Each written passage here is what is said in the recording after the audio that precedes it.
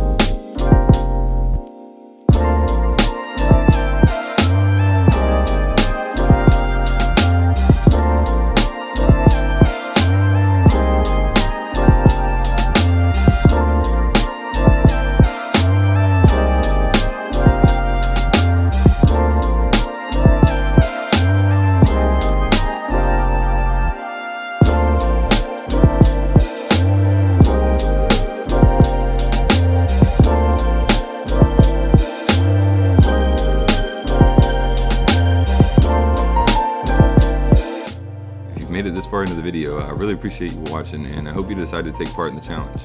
I'll see you on the next video.